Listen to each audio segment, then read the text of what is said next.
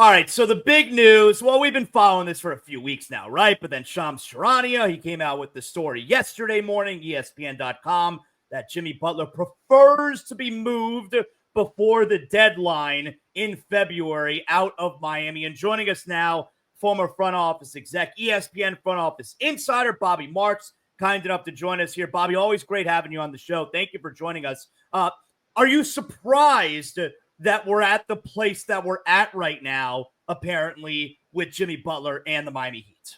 No, I don't think so. I think certainly when he didn't get an extension this offseason, he's eligible for 2 for $113 that Miami can extend him for. I thought there was going to be eventually some smoke. Certainly coincides now with December 15th when most players could be traded here. So I'm not surprised kind of where we are. I thought eventually Butler was going to have to make a decision as far as what his future was going to be. And basically kind of Miami was going to have to react off that. When it comes out that the likelihood is that Jimmy's going to opt out of that $52 million contract for next year, which is, we'll see if that's going to be hold true based on a really limited market of teams that can go out and outright sign him in cap space.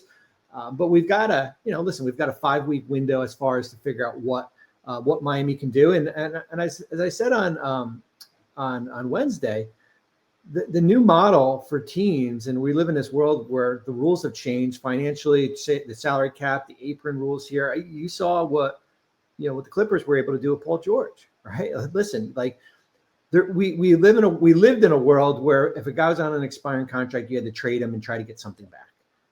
Now we live in a little bit of a world where if a guy's on an expiring contract and if you don't see anything of your liking out there and you have to take back bad contracts for sake, then maybe sometimes the best option is to let that player walk. And we're not there. We're still a long way away from Miami figuring out if there's no better option with Butler here. But I think the next thing is kind of where we see, Jimmy hasn't played since, I think it was that Friday game where he came out early here. What's his mindset here? How, is he still in for the rest of the season here? So I'm not surprised. I think Miami does a really good job at limiting distractions.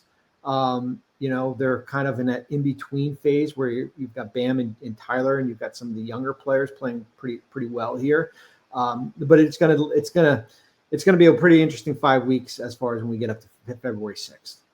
Now, as a former front office member like yourself, when you were with Brooklyn, Bobby, and understandably, the Heat may operate a little bit different internally than other teams, but over the last couple of days, and you have these reports out there, and I asked Shams Charania yesterday, he joined me on ESPN Radio, and I asked him, has Jimmy actually told the team that he prefers out? And he said, as of the moment, no, that he has not made any type of formal request or anything like that. So when the team sees these reports out there, how do you handle that internally?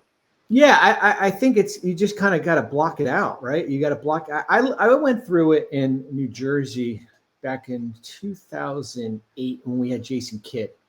And Jason never came to us and formally asked to be traded. But it was well known kind of within his inner circle. And we had gotten some feedback that he didn't want to be in Brooklyn or New Jersey anymore. And he wanted to be traded to Dallas or the Lakers or one of these teams here. I just think if you're, and listen, Andy and Pat, this isn't their first rodeo going through something like this.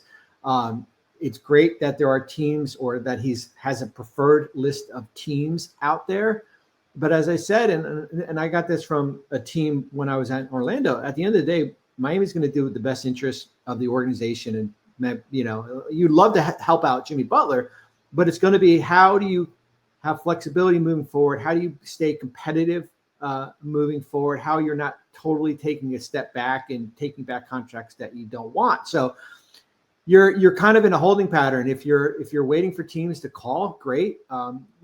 You're not going to do a deal for Bradley Beal likely, right? That doesn't make sense. If you're going to do that, you would have just extend Jimmy Butler because I think you'd probably prefer to have Butler on that contract based on what Beal is owed $110 million starting next year.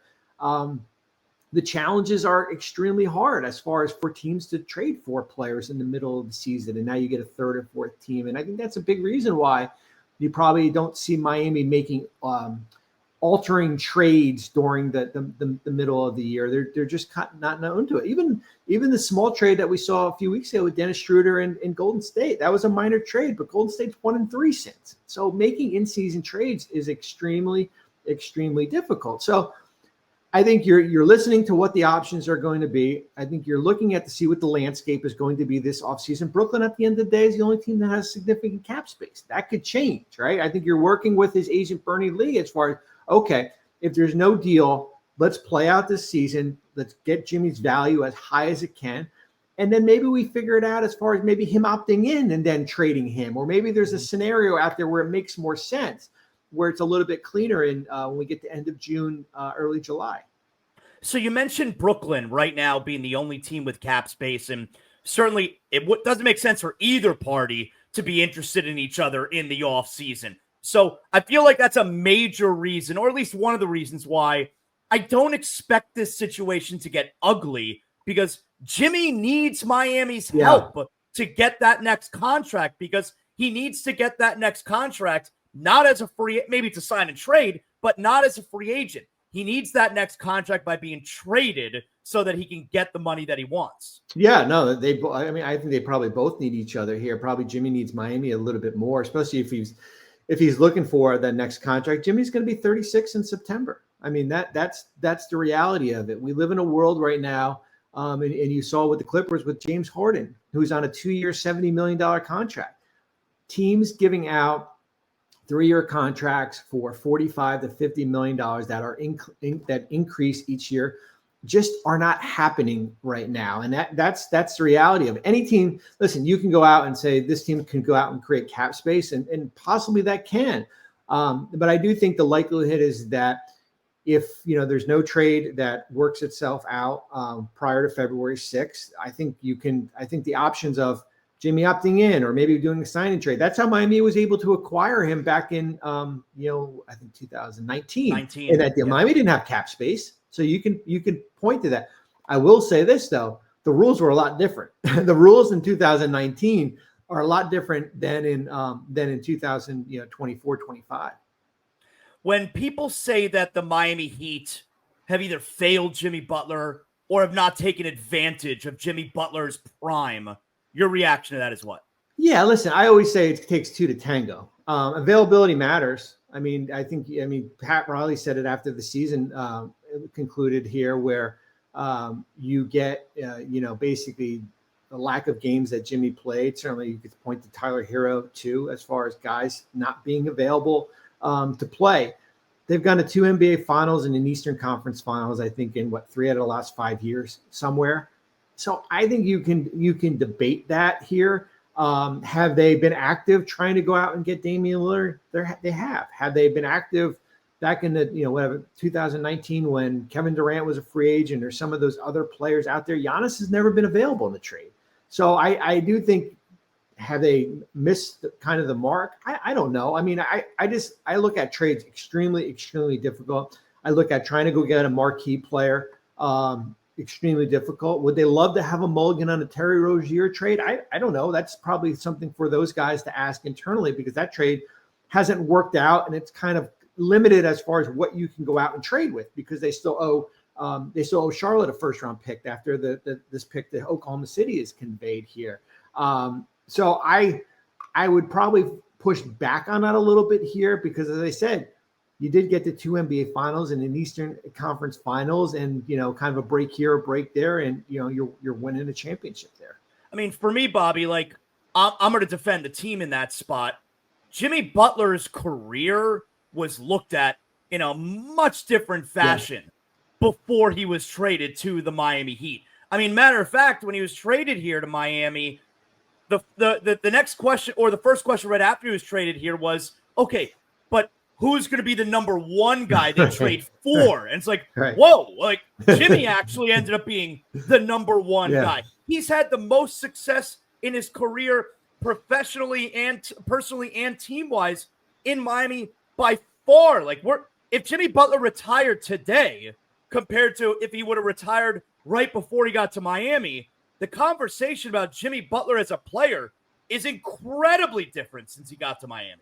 No, I agree. And listen, the before Jimmy got to Miami in 2019, everywhere he left, he kind of, I don't want to say burnt the house down, but it did not end well, right? Whether it be Chicago, whether it be Minnesota. Philadelphia is a little bit different. Philadelphia basically chose, right? They basically kind of chose as far as whether it be Simmons, Embiid, and I guess Tobias Harris, and were able to work. I think if you ask Philly, they would probably have a regret, because that year in Philly where they lose to Toronto in the in the Kawhi shot was probably, before he got to Miami, one of his best years, because I think there was some stability here. So I just think that where we are right now, everything evolves. Like, teams change here, right? Like, when players get older, there's another one or two players kind of up the pipe, system, as far as when you look at what Tyler's been able to do this year. And certainly, I know Bam offensively has been, certainly a little bit of a struggle here, but you're kind of, it's not Jimmy's team anymore, right? Like, I think we're kind of gotten past that here. And I think if you're Miami, do we want to invest another, outside of that $52 million next year, another $60 million in him? Or how do we get some flexibility here? Maybe we rip the Band-Aid off and looking at different options. Finally here, Bobby, your best guess when this situation eventually ends, be it with an in-season trade, maybe an off-season trade, will we be looking at what the Heat got in return in a positive light, or will we say, man, this was a bad day for the Heat? No, I think you look at it at a positive light, but I think it's going to take a little bit of time, whenever it is, whether it be in February or whether it be in July. I'm just, as I said, I'm going back to the Clippers were a piñata this summer, right? How could they let Paul George go? How could they not get anything back here? And then I looked at it, and they turned Paul into Harden, Nick Batum, Derek Jones, the extended Zubac, and Terrence Mann, and it's given them a lot of flexibility. And now they're 17-13. Are they a top team in the West? No, but it gives them more of an outlook here. So if there is a deal to be made by the deadline or this summer here, I think you have to look past how many picks were involved or how many young players you got, or is all that was where they got, because there is always a different layer or two as far as either a year from now or 2 years from now. And you said, oh my God, if we had Jimmy on we wouldn't have been able to go out and get that guy in free agency here. So I think there's going to have to be some patience, but I know we live in a world where there's not. We kind of like knee-jerk reaction to it. So, but I do think whatever happens down the road, I think it will benefit Miami, certainly from that flexibility standpoint. Excellent job, Bobby. Really good stuff. Appreciate you spending some time with us here on the holiday. Happy holidays. Thank you so much. I appreciate it. You too. Thanks for having me.